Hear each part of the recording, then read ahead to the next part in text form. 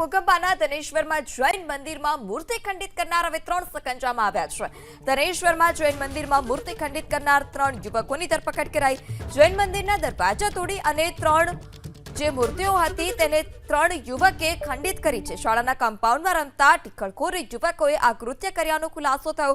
નિલેશ કુમાર પરમાર, હાર્દિક પરમાર અને દેવરાજ પરમારની ધરપકડ કરવામાં આવી છે। તો 3ની ધરપકડ કરી દેવામાં આવી છે। 3 યુવકો જે છે તે શકંજામાં શાળાના કમ્પાઉન્ડમાં જે ટિખળખોર હતા તેણે આ પ્રકારનું કૃત્ય કર્યું છે। નિલેશ પરમાર, હાર્દિક પરમારની ધરપકડ। વિજય ઇન્દ્રજગત વિદ્યાલય કરીને એક કમ્પાઉન્ડ છે, સ્કૂલનું કમ્પાઉન્ડ છે, જેમાં એક જૈન દેરાસર આવેલું છે।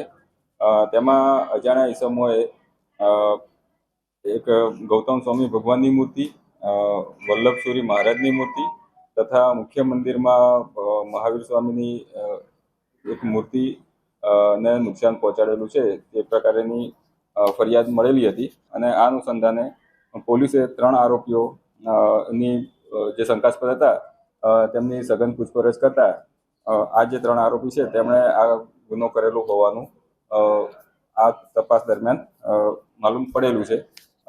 આ જે બનાવ છે તેમાં જે આરોપીઓ છે તેમના નામ નિલેશ શૈલેષભાઈ પરમાર, હાર્દિકભાઈ રાજેશભાઈ પરમાર તથા દેવરાજભાઈ રોહિતભાઈ પરમાર, તમામ રહે ધનેશ્વર, તાલુકો ઘોઘંબા, જિલ્લો પંચમહાલના આરોપીઓ આ ગુનામાં પોલીસ દ્વારા અટક કરવામાં આવેલા છે।